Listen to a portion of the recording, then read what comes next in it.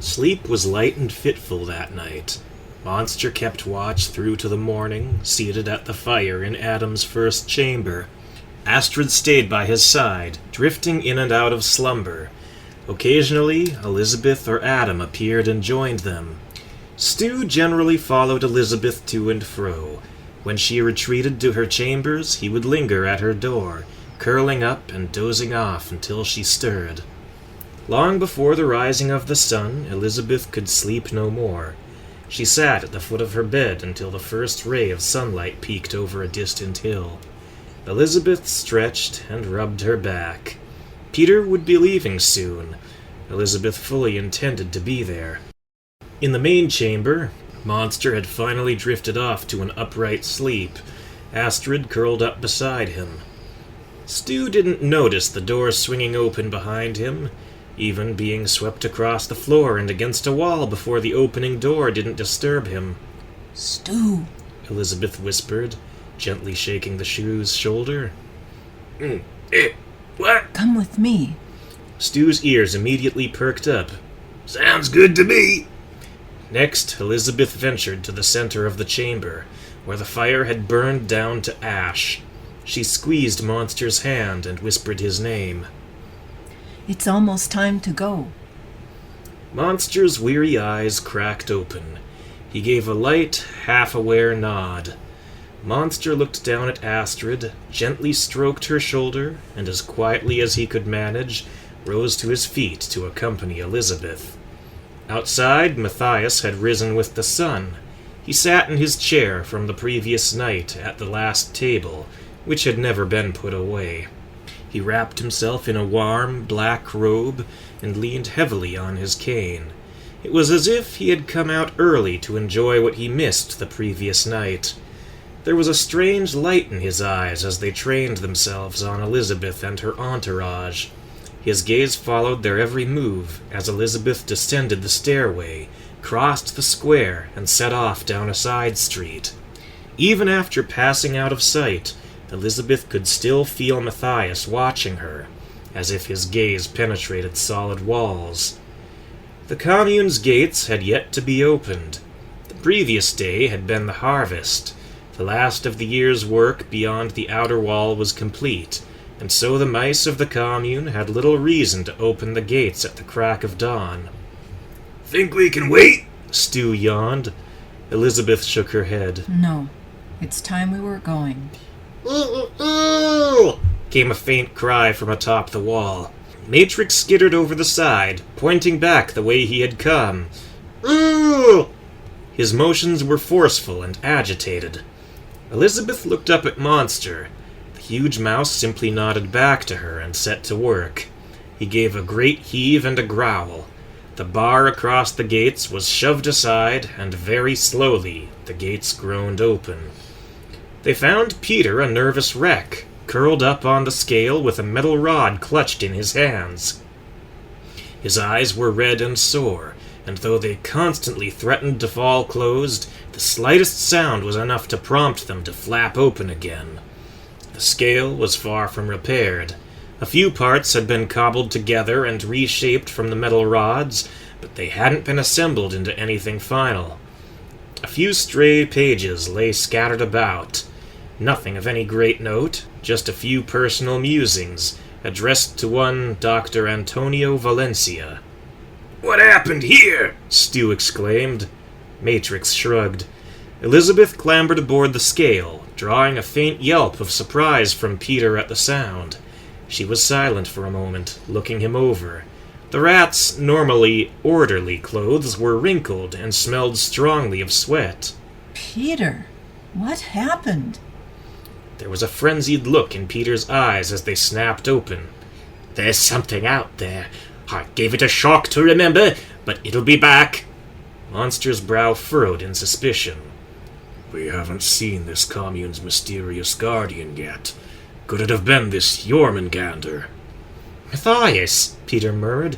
It said it was Matthias. Matthias will know. That don't sound like Peter, Stu remarked. "No," Elizabeth agreed. it doesn't. She gave a yelp of surprise as Peter seized her by the arm. "Yikes." This place isn't safe, he added. Not for me, not for you. Matthias overplayed his hand last night. He's hiding something, I tell you. Let's get him inside the wall, Monster suggested. It seems to me Adam should have space for him to rest, and there should be room for the scale in the courtyard. Peter shook his head, his grip tightening painfully around Elizabeth's wrist. No, not inside. It's not a village. It's a viper's nest. We need to leave. All of us. We need to leave now. Elizabeth pried Peter's fingers open and wrenched her arm free. You're in no condition to be going anywhere.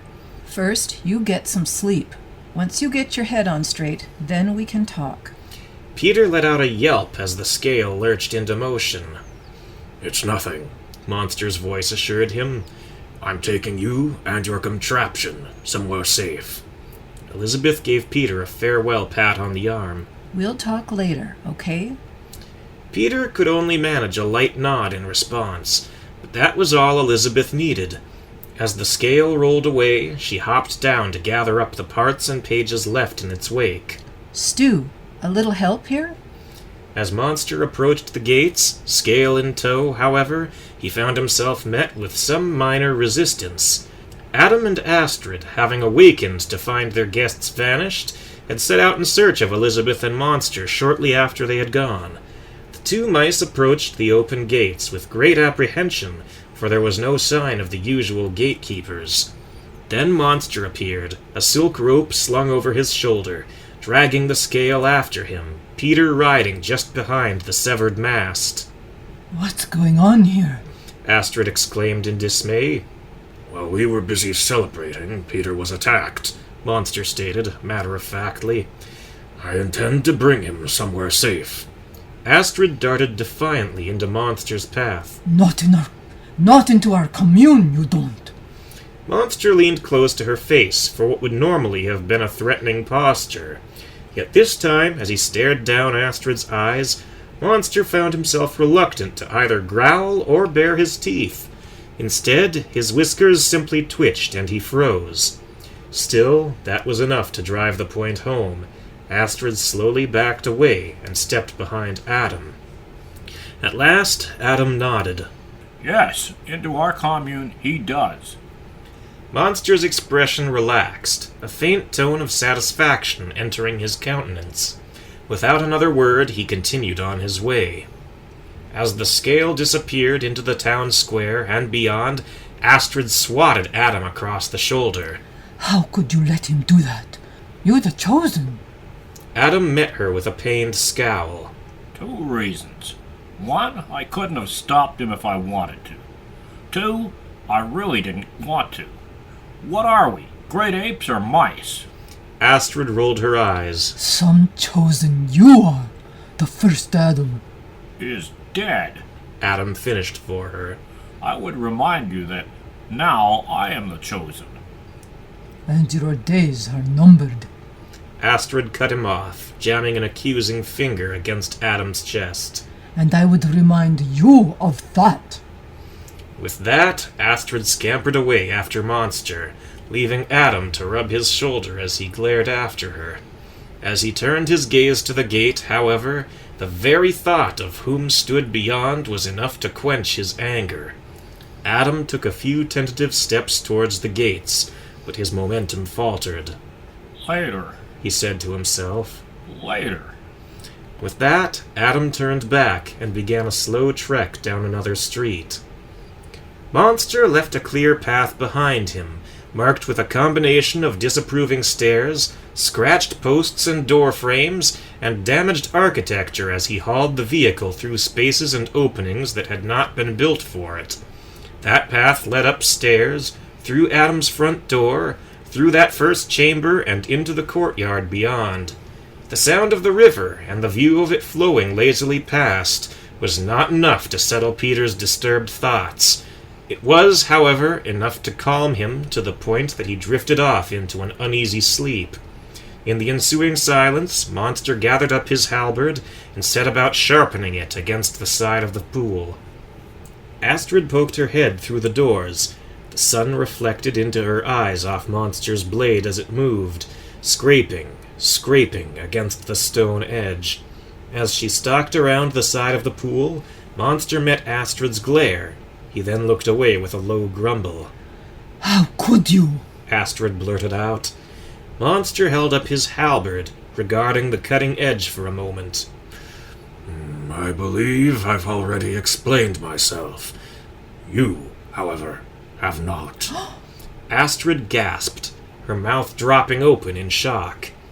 Monster finally glanced her way. Peter has committed no offense against any of you.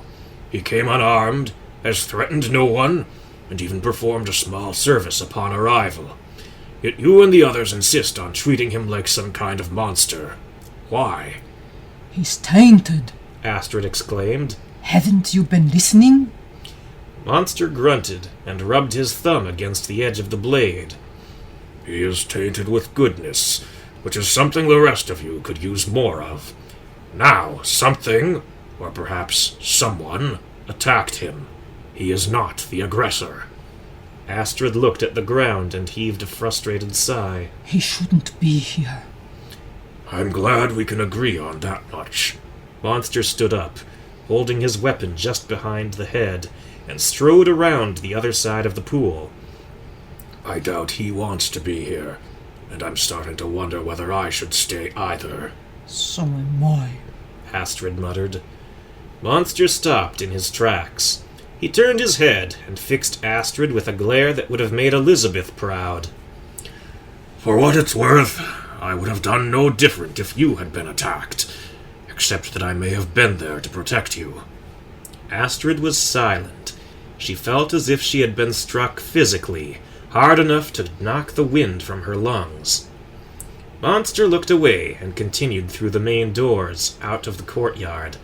As he vanished from sight, Astrid felt her senses return in a rush, and she called out, dashing after him. Wait! Monster stopped and glanced over his shoulder as Astrid burst through the doors behind him. Where are you going? On the hunt, was Monster's simple reply. But we don't hunt around here. Nor will I have to, more than once, if I'm fortunate. Monster continued on his way. Astrid scampered after him, gasping out her next words between breaths. I'm coming with you. No. I want to see you in action. No. You can't stop me. Monster ground to a slow halt as he approached the front door. He glanced over his shoulder a final time and cracked a faint smirk. No. The throne and table from the previous night were gone when Monster passed through the square, as was the ancient mouse that had been watching him that morning. As Monster emerged from the village gates, however, he found something else being cleaned away.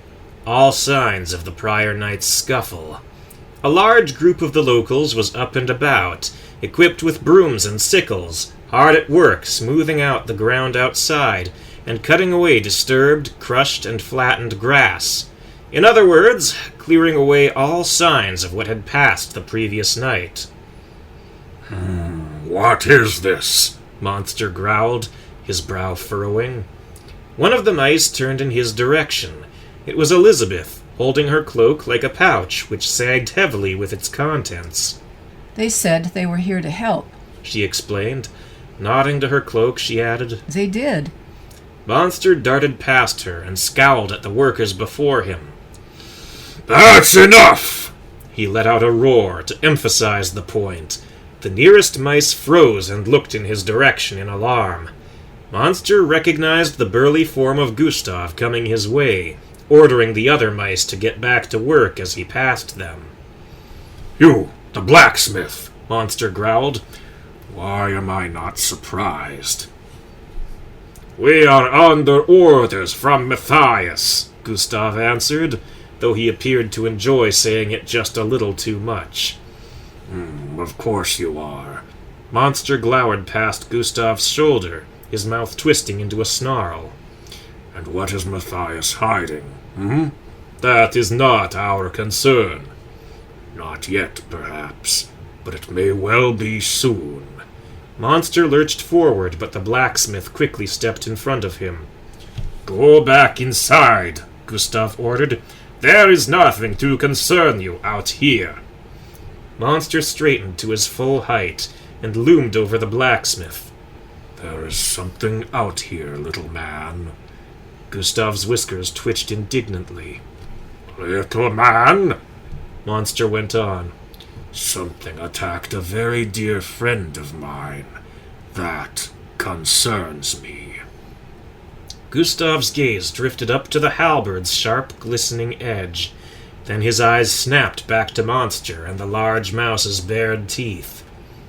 "Do not come between me and my prey," Monster warned him. The halberd leaned forward, ever so slightly for emphasis. The standoff, if one could have called it that, didn't last long.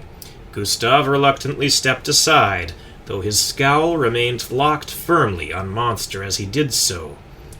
"You will regret this."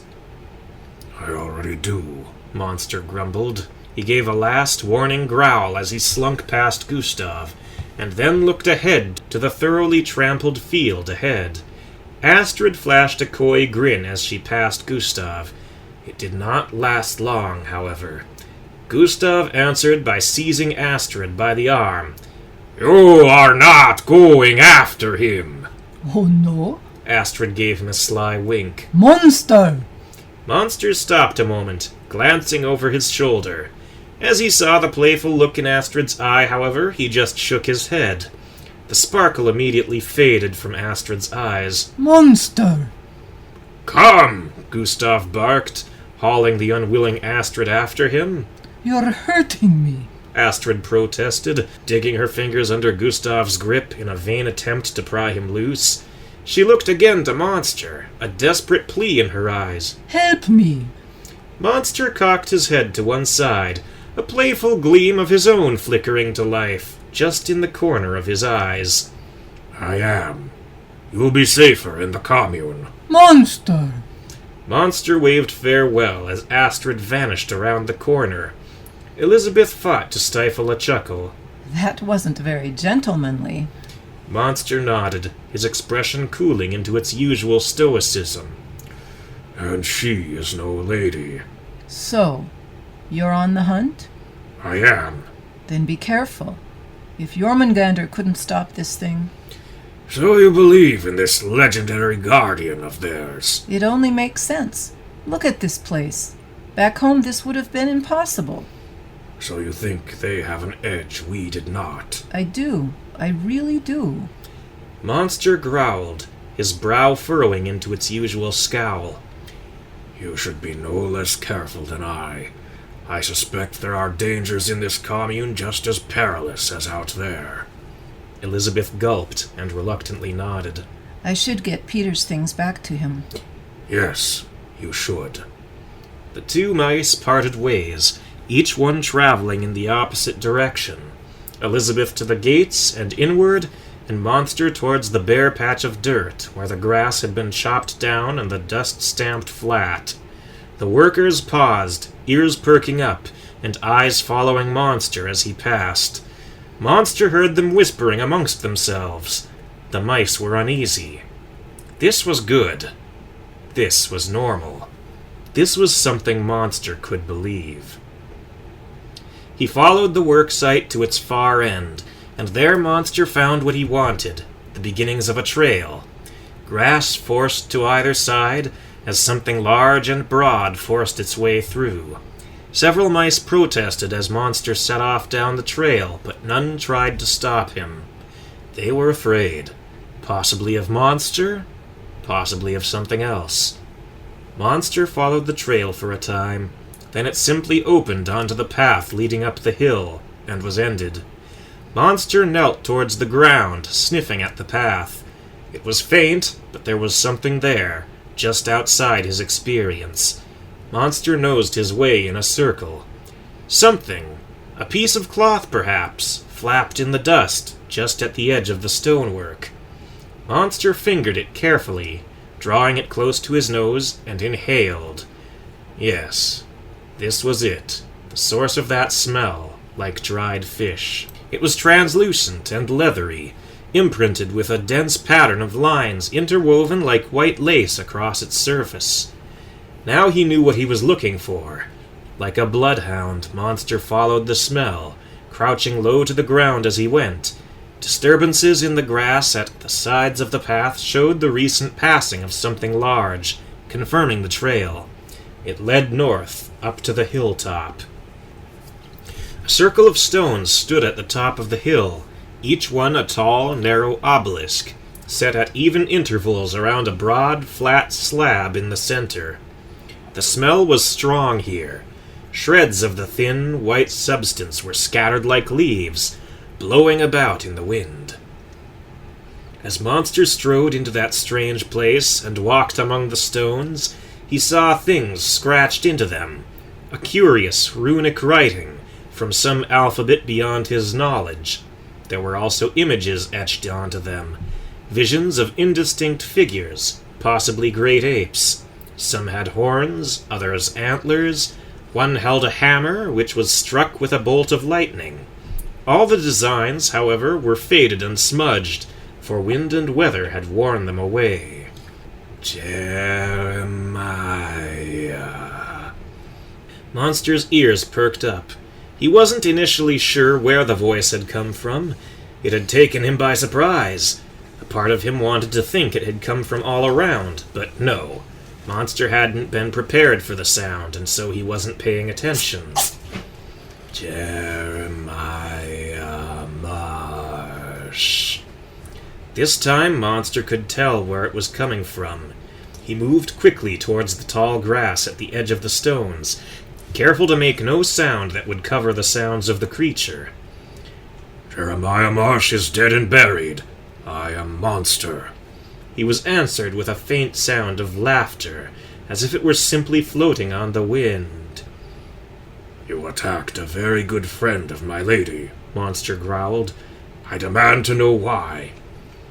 What reason has the spider to catch the fly? Now it came from behind Monster. He was not impressed. Is this a game to you? Monster turned to face whatever was behind him. Nothing. Quietly he drew into the tall grass to hide. Crouching down, he sat very still and listened.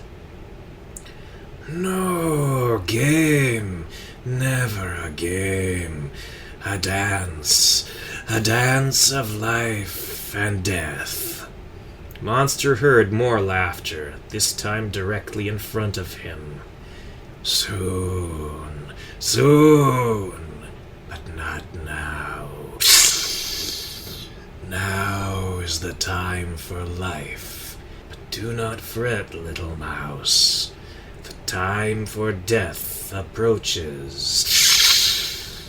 Monster peered through the blades of grass and thought he saw something rough and copper-colored disappearing into the grass on the farther side of the stones.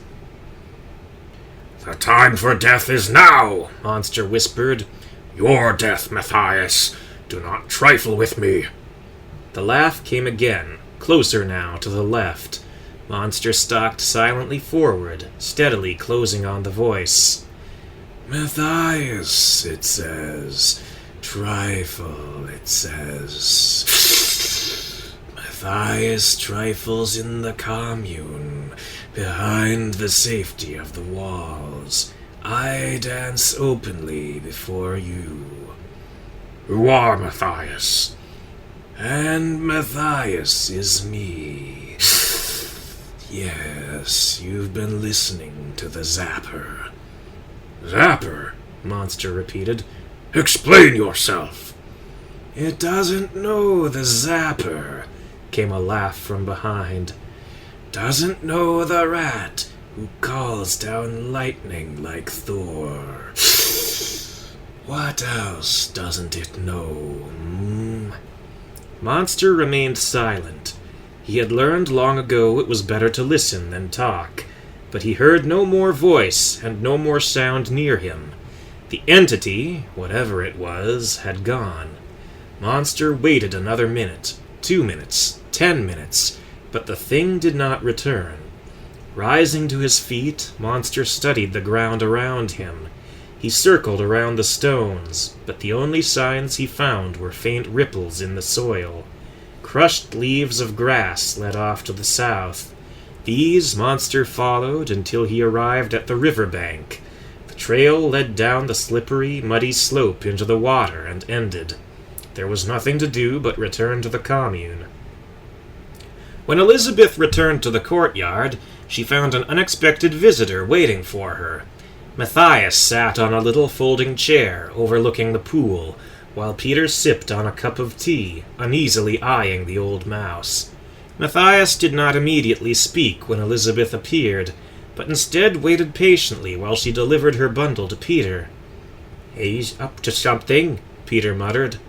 Elizabeth nodded, emptying out her cloak before the scale. Of course he is. You just get the scale together, okay? Peter grunted, hopping down from the scale and rooting through the mess of pages and metal parts. "Yes, of course." Stu poked his head over the side of the scale. "We'll have this thing up and running in no time." Matrix added, not to be outdone. Elizabeth nodded. Turning towards Matthias, she forced herself to approach the old mouse. How are you feeling? Elizabeth asked, her voice quivering ever so slightly as she fought to control her nerves. "Better." You worried us last night. What happened? "It was nothing." Matthias turned his head away from Elizabeth and looked off into the distance. Something attacked Peter outside the gate. Elizabeth offered. Said its name was Matthias. Do you know what or who that was? "It was not me."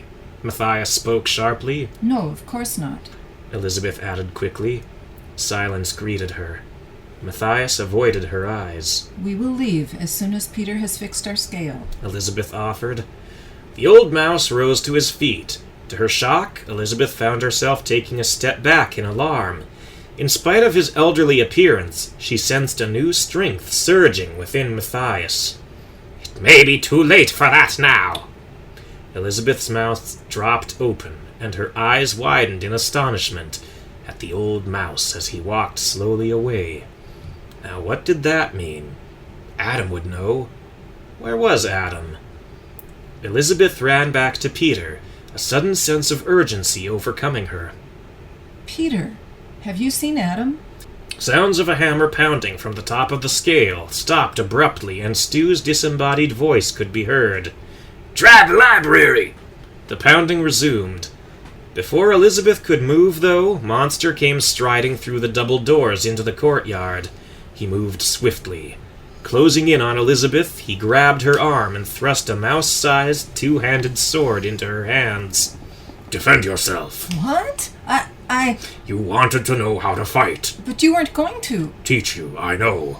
But things have changed. It may already be too late, Elizabeth Hartley. Monster held out a leather sheath, just the right size to wear under her cloak, and showed Elizabeth how to fasten it around her torso. "Hold it so," Monster explained, showing Elizabeth how to hold the blade. "Hold it forward. Point it at your enemy. At me." No, Monster. I won't kill anyone. "Then prepare to die." Monster raised his halberd and brought it down with a crash. Elizabeth jumped out of the way just in time. Had his weapon connected, Elizabeth would have been cut in two. What are you doing? Elizabeth gasped. Monster raised his halberd again, narrowly missing Elizabeth as she scampered away. "Don't run from me. That is what every attacker expects. Get in close to your opponent and use his size against him." How? Elizabeth ran in circles around Monster, trying to stay out of the way of his halberd. Monster sighed and jammed his weapon in the ground just in front of Elizabeth's line of retreat. Elizabeth crashed into the flat side of its blade and fell to the ground. Monster reached out and grabbed Elizabeth's arms, pulling her close. "Try to get loose. Figure out how to hurt me." Elizabeth squirmed but could do little else. I don't want to hurt you. Monster roared in despair. "Ah! Try, Elizabeth Hartley." Elizabeth felt tears threatening. It was hopeless. They were all doomed. "Do you want everyone and everything you love to die?" Monster barked. That didn't make sense. What did Monster teaching her to fight have to do with her friends dying? Stop being such a monster. I am a monster! Monster shook her to prove his point. That was when Elizabeth felt it. Not for the first, and not for the last time. A cold, venomous flame swelling within her breast. That's enough! Elizabeth turned her head and bit into Monster's hand. Monster roared with pain and let go. Elizabeth dropped to the ground and grabbed her sword from where she had dropped it, holding it out in front of her for protection. Monster had to be mad. Stark raving mad. What had happened to him on his hunt? If you ever attack me again, You'll do what? Elizabeth gulped, her sword shaking violently in her hands. Try again. Don't waste my time. Show me again. Elizabeth said louder, moving closer to Monster and holding her blade towards Monster's throat. Monster snarled down at the shining weapon, eyes aflame. Yet as he stared into its edge, the weapon grew still. Looking up into Elizabeth's unblinking eyes, Monster appeared to relax a bit. He nodded, brow furrowed, but apparently satisfied. Very good, Miss Hartley. That's more like it. Elizabeth's lip quivered a little, but she didn't move. She wasn't sure she could trust Monster just yet. Later that morning, Elizabeth rested in the library. It was cool there. Monster had frightened her, but she was feeling better. The whole experience finally seemed to make sense. The more comfortable Elizabeth had become with her blade, the more Monster appeared to be her old friend. As she mulled it over, Elizabeth came to understand he was scared for her. She had tried to get Monster to talk about his hunt, but he had refused. Elizabeth sighed and looked out the window. Where was Adam?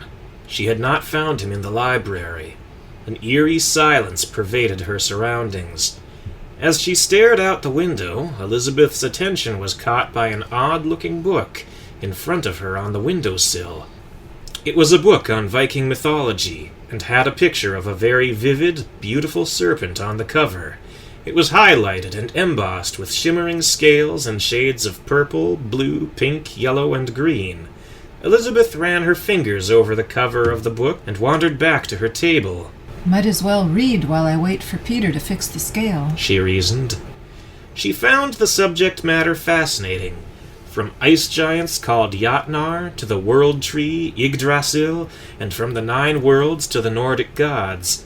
In time, Elizabeth came across a section on Loki and his children. There was Sleipnir, the 8-legged horse. Elizabeth laughed a little. Who ever heard of an 8-legged horse? There was Fenrir the wolf, and there was Jormungandr. Jormungandr, whom Thor flung into the earth's seas. Jormungandr, who grew until he enveloped the earth in his vast coils. Jormungandr, the world serpent. A serpent! Elizabeth slammed the book closed. She could feel faint beads of a cold sweat forming along her brow. Somewhere along the line, her heartbeat had swelled to a relentless pounding in her chest. She gulped as it dawned on her. Jormungandr, the protector of this little Garden of Eden, was a snake. Elizabeth stood and walked over to the window again, looking outside. She could see the courtyard and Peter, Stu, and Matrix working on the scale. She could see one other mouse limping as he passed through the double doors into the main house.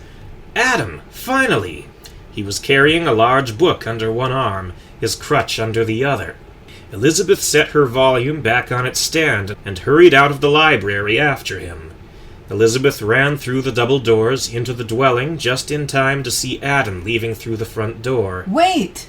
But Adam did not appear to hear her.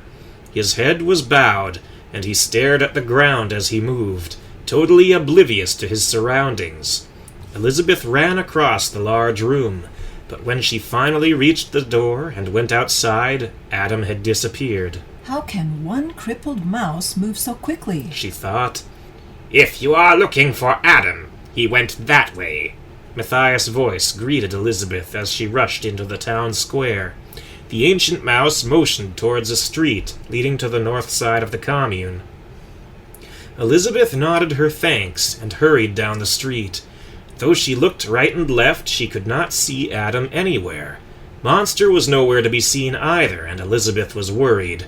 The surreal feel of the air she first sensed in the library had pervaded the entire commune. Few mice were outside. It was like a ghost town, silent and still. A dust devil wound its way down the street, teasing Elizabeth to follow. Astrid saw Elizabeth heading for the gates. Elizabeth was Monster's friend and knew him well. Perhaps she could explain his strange behavior. Elizabeth, Elizabeth turned impatiently, not wanting to lose Adam. Astrid came running up, her chest heaving from running and her eyes brimming close to tears. Lips quivering, she asked, please, tell me why Monster and all of you protect a tainted rat. Why are you more loyal to a rat than to your own kind? Elizabeth looked sharply at Astrid. She wanted to run, but Astrid looked so miserable. Because deep down inside, we are all tainted. And Peter is a very nice tainted rat. He's homeless, and it is my fault. And in spite of that, he still lends us his talents, helping us any way he can. So now he has become one of our family. Astrid fell silent. She looked away for a moment, shaking her head for want of understanding. And family sticks together, Elizabeth concluded. Now I've got to go. With that, she hurried off before Astrid could ask any more questions. The gates to the commune were wide open. Strangely, there were no guards on duty. Elizabeth peered out the gate and saw Adam disappearing down the path to the north hill. Adam! He paused, just long enough to turn and look back. Then he continued on his way as if he hadn't heard. Adam! Elizabeth called and started after him. She caught up with him as he was approaching the stones atop the hill. Adam! Elizabeth puffed breathlessly. It isn't safe here. We must go back to the commune. Adam sat down on the stone slab, brushing away some thin white shreds scattered across his chosen seat.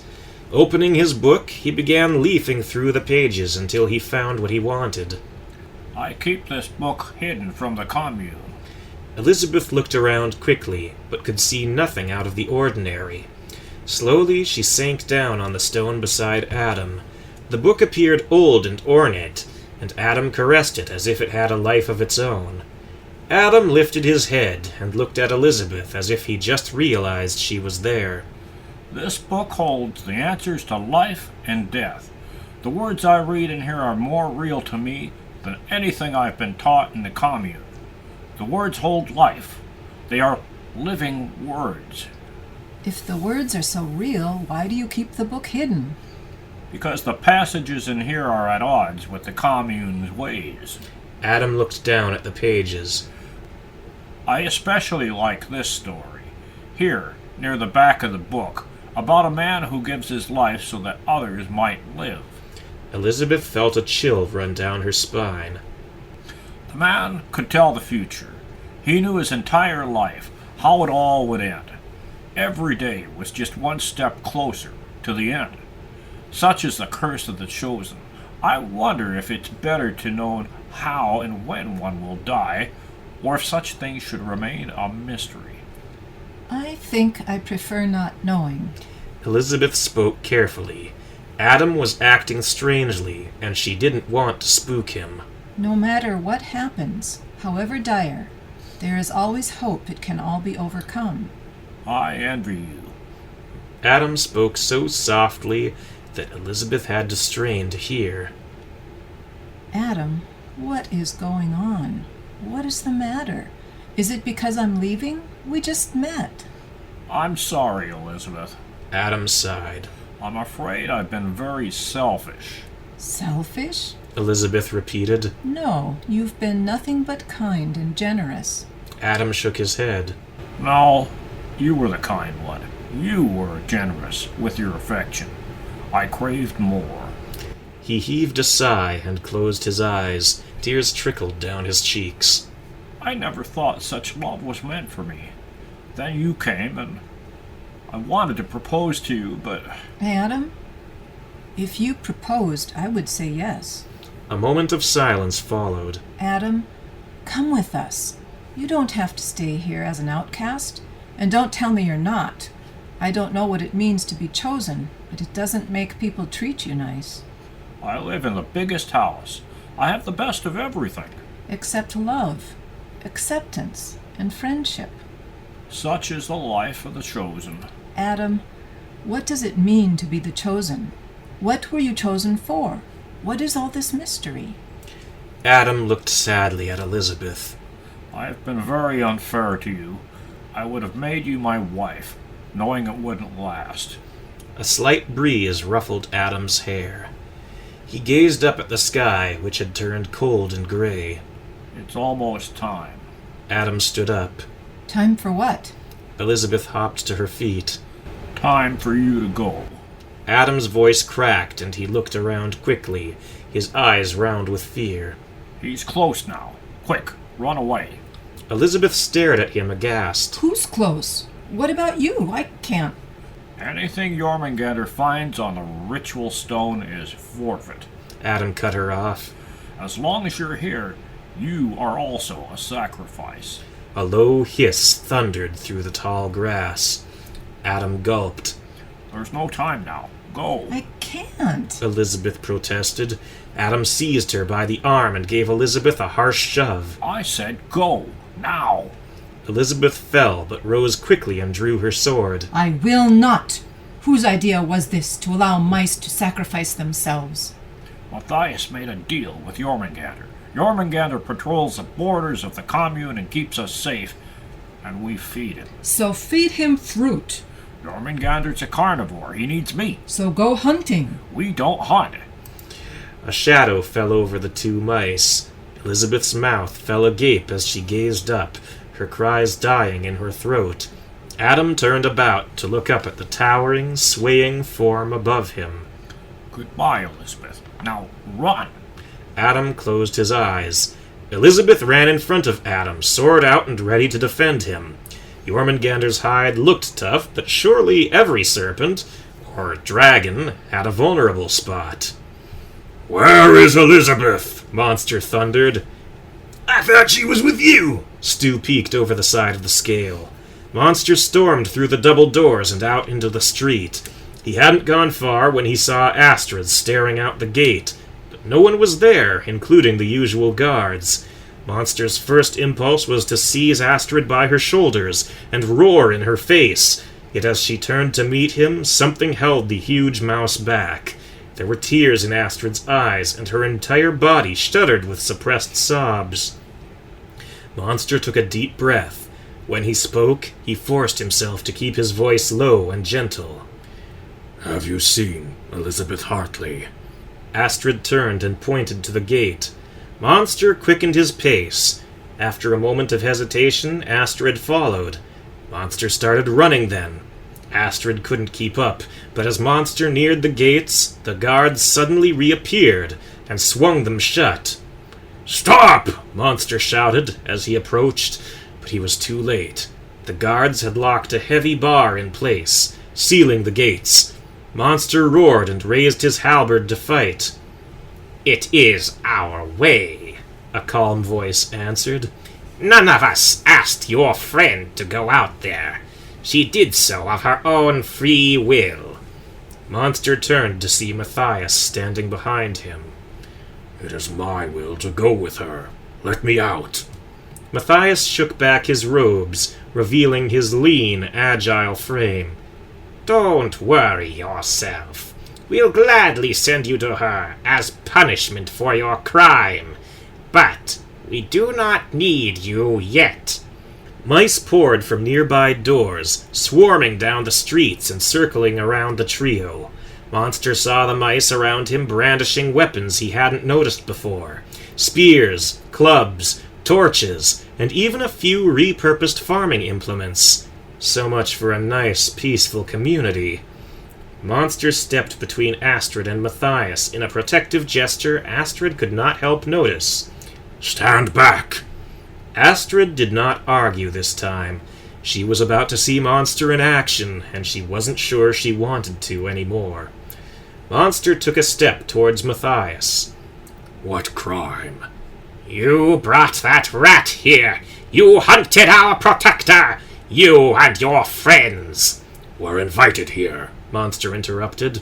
Where is Elizabeth? Matthias' brow furrowed as he scowled back at Monster.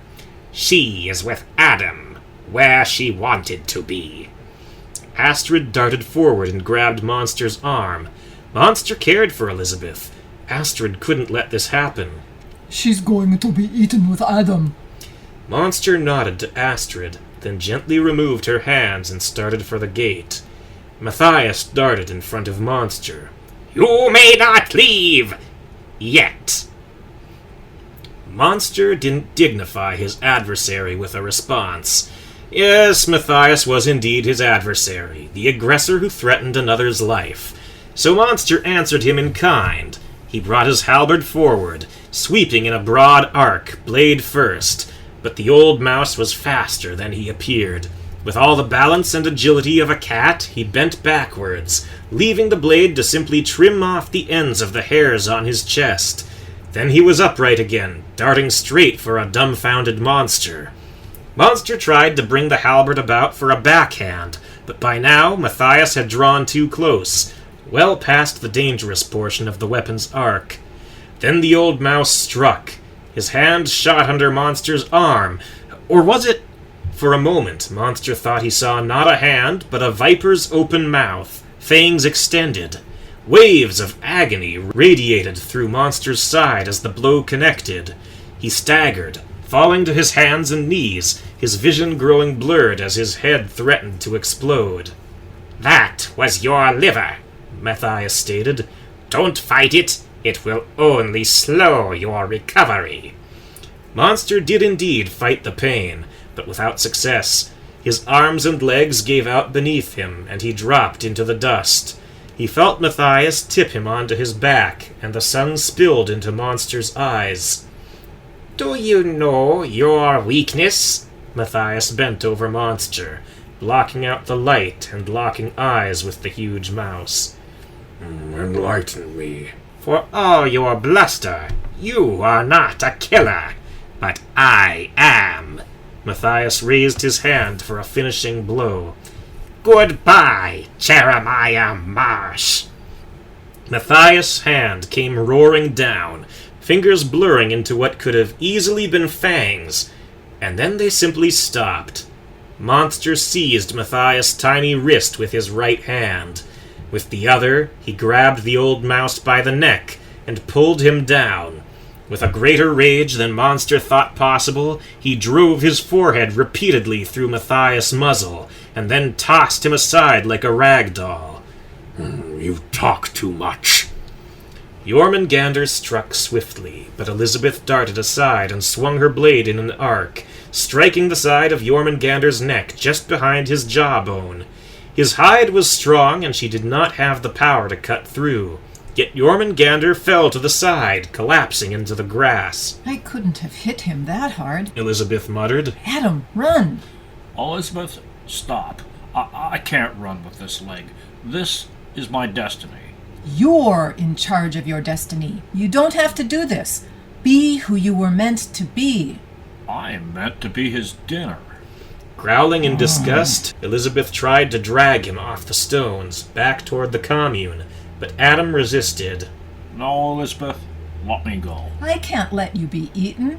Elizabeth could hear Jormungandr in the grass beside them, moving closer.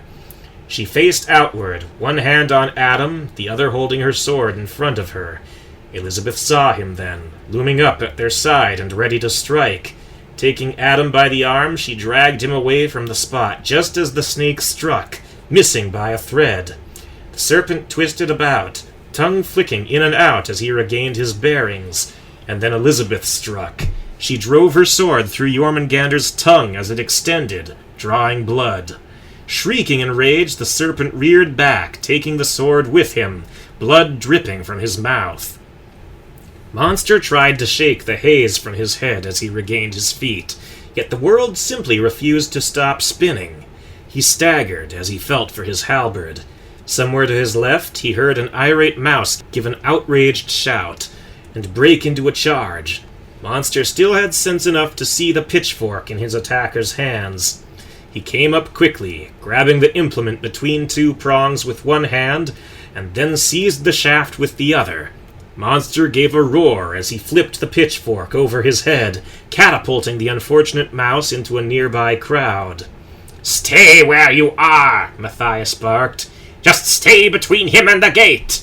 Under his breath, the old mouse added, "He's mine." As the world coalesced into some semblance of focus, Monster dropped the pitchfork. It clattered to the ground as he bent for his halberd. Matthias turned sideways and held out his arms, preparing for the renewed fight. For a moment, Monster thought he saw blood trickling from the corner of the old mouse's mouth, obviously the result of being bashed repeatedly in the face. Then Matthias staggered. Monster paused, watching his adversary.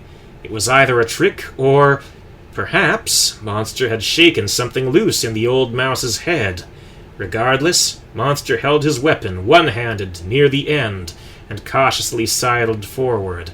When Matthias looked back at Monster, the huge mouse saw panic in his eyes. Something had startled him. Monster lurched forward, a roar thundering from his throat. Every mouse around him took a collective step back. Even Matthias flinched. "I'm leaving," Monster growled, "and I will cut down anyone I find in my path." With that, Monster fainted towards the gate. Matthias charged for Monster with the last of his strength, intent on every vulnerable spot, every painful target Monster's body could offer, but he never made it. Monster whipped about, bringing the blunt side of his halberd smashing into Matthias' ribs, and flung the old mouse against the side of a building. Then he turned with a snarl and a howl towards the gate. It was at that moment a tin can came flying through the air, landing beside Matthias. Thick, black smoke poured from holes in either end. The sounds of coughing came from all around as mice drew back, rubbing their eyes as the smoke burned and seared the senses.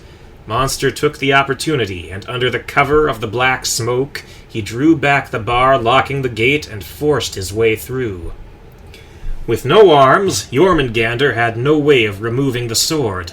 He shrieked, spitting blood and venom as he whipped about, variously trying to shake loose the metal shard or rub it out against the ground. Suddenly his body lurched aside, as if he had been struck by an enormous fist. Elizabeth dashed this way and that to stay out of the way of the huge reptile. Eventually, the snake's movements slowed, and he lay still. Elizabeth crept towards the head of the snake, fearful it was a trick. As she neared his head, Elizabeth saw Jormungandr's eyes staring in a daze, red and bloodshot. His tongue lay stretched out in front of his mouth, Elizabeth's sword protruding from its side. Elizabeth ran forward and snatched the weapon, but before she could retreat, she felt someone grab her from behind and pull her away from the snake. "Elizabeth Hartley, run!" It was Monster. Not without Adam. Elizabeth panted, running back into the center of the stone slab where Adam sat unmoving. She grabbed his arm and tried to pull him along, but he resisted. Monster picked Adam up as if he were a child, holding him under one arm while he urged Elizabeth on. Behind them, Jormungandr let out a mighty hiss and surged after the mice. Apparently he had recovered. Adam fought Monster, pounding his fists against the big mouse's arm and kicking with his one good leg. "Let me down! I'm the chosen!" He punctuated the command with a sudden bite, drawing blood. Monster yelped and dropped Adam. The crippled mouse staggered back towards the stone slab, right into the pursuing serpent's mouth. In an instant, Adam was gone. Rising up high, Jormungandr spied Monster and Elizabeth staring back at him. Adam, no! Elizabeth screamed. Her heart sank as she watched the lump that had been Adam slip into the obscurity of Jormungandr's coils. Slowly her mouth closed and her brow furrowed, as her heartache was replaced with something new, something she hadn't felt before. Elizabeth felt her blood grow hot in her veins, as her heart boiled and hardened with a lust for vengeance. "Elizabeth, stop!" Monster roared, reaching out for her. Yet the smaller mouse was already on her way. Monster stood, rooted to the spot, torn between his desire to flee from the great serpent and his fear for Elizabeth's life. Jormungandr leaned back, surprised to see the little mouse screaming towards him. Then his mouth dropped open, fangs extending, dripping with venom, and he lunged. There was a flash of steel as Elizabeth leapt between the fangs, and then was gone. Jormungandr's snout struck the ground with a crash, coils whipping about in his wake, and from the direction of the commune, Monster heard a great and terrible wail rising as the serpent fell still. He roared into the sudden stillness, "Elizabeth!" Monster fingered his halberd in a moment of indecision.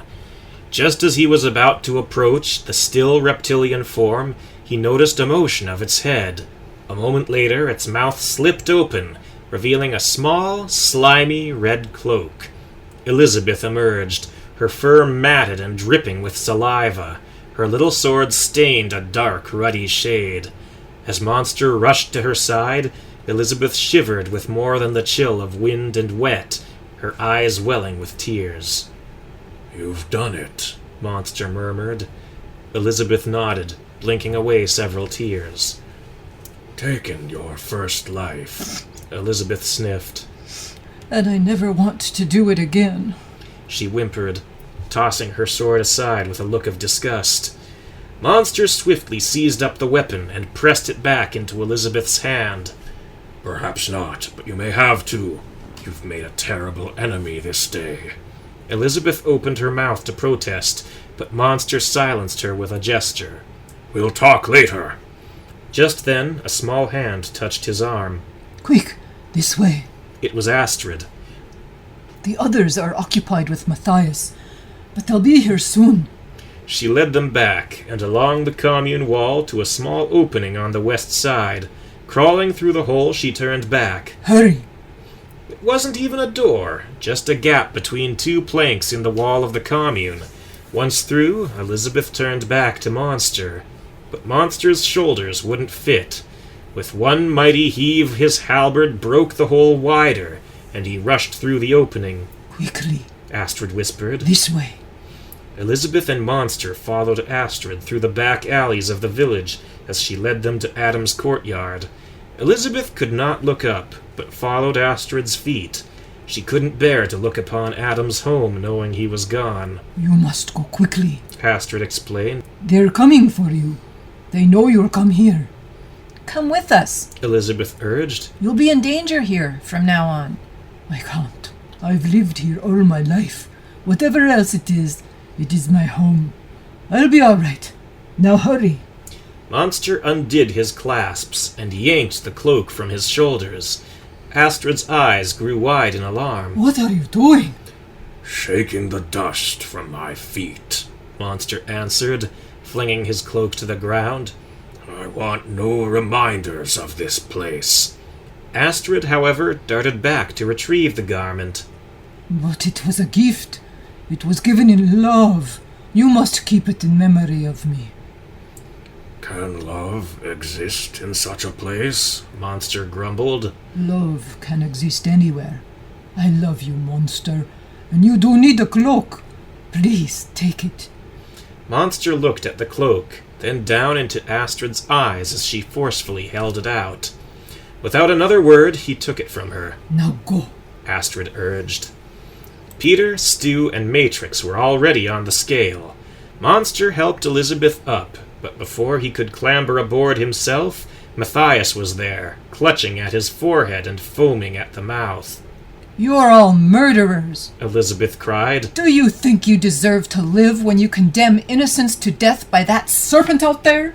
Elizabeth paused a moment for breath. We'll be going now. "No, you won't," Matthias breathed. "You've doomed us all, and before we die, I'll see you pay." Agree to disagree, sir. Peter had the sails up, and the scale was starting to move. Monster jumped aboard. As one, the villagers surged after the scale. Matthias stood at the back of the throng, glowering darkly after them. He was the last thing Elizabeth saw as the scale picked up speed. Monster was at the back, fighting a few valiant souls who had jumped on the scale, but then they were sailing away. With the last of their enemies driven off, Elizabeth and Monster looked towards the front and into their future. Peter, the river! Watch out! Elizabeth cried. Not to worry, Peter shouted. I've calculated our course to the last detail. As the scale's speed increased, it lifted into the air, soaring across the river before landing gently on the other side. Elizabeth looked back a final time and sighed, shedding a tear for Adam. At least it's over. Monster grunted. Do you honestly believe that? Elizabeth was silent for a long time. Remembering the look on Matthias' face, she shook her head. No. Monster sat down beside Elizabeth. Peter, Stu, and Matrix sat by, looking at Monster and Elizabeth, wide smiles stretching their faces to the point of breaking. What do you think of Pete's smoke bomb? Stu had to ask. You did that? How? Monster asked. It was nothing spectacular, really, Peter insisted. Just a few common elements and a generous dash of battery acid. The scale sped into the distance. Exhausted, Elizabeth curled up and fell asleep. The scale worked silently, and her companions did not feel like talking, the events of the past day having drained them of energy. Elizabeth woke several hours later. Darkness had fallen, and the scale had come to rest near a small pond. Peter and Monster had pulled it under a large tree with tall blades of grass surrounding the base, a good hiding place. When Monster saw Elizabeth was awake, he climbed back onto the scale and sat down beside her, patting her shoulder. You were right. Elizabeth spoke softly. All along, you were right. She heaved a sigh and buried her face in her hands. Why didn't I listen? Monster glanced to Elizabeth, out the corner of his eye. You said it yourself. It was like coming home. Tears welled in Elizabeth's eyes as she gazed back over the horizon, back towards the commune. Adam was... well, he was like Don, but almost better. She paused, biting her lip, guilt twisting through her gut. I hate myself for thinking that, but it's true. He was powerful, kind, generous. And doomed. All his power came at the cost of his life. Elizabeth nodded. Yes, it did. Monster looked at the floor of the scale and poked at a piece of dirt with the end of his halberd. You know, if he hadn't given his life, he would have been scorned. Outcast, like I was. Elizabeth sighed and closed her eyes. If you had been able to, back home, would you? Monster shook his head. To be accepted by them? No, Monster's voice trailed off, a pensive look crossing his face. I would have, in a heartbeat. So he lived it up, and then he sacrificed himself. Elizabeth mumbled. Several tears dropped onto the scale at her feet. If he could just have held out a bit longer, I could have given him a longer, better life. You don't know that. Perhaps he might have died without the care of the commune. They might have abandoned him at birth. Elizabeth pursed her lips, an angry fire swelling in her breast. His neighbors, even his family, even after all he did for them, they still treated him like a stranger. Why? Just why? Monster let out a low growl. Does it matter? Whatever the reason, the result was the same. Elizabeth glared up at Monster, yet the fire in her eyes was dulled by a veil of tears. How can you say that? Don't you feel anything for him? No, I have felt it all before. Elizabeth shuddered, as if she had been struck in the chest. She looked away and wept. As Monster looked down at her, something did indeed stir inside him. He stroked Elizabeth's shoulder as he spoke.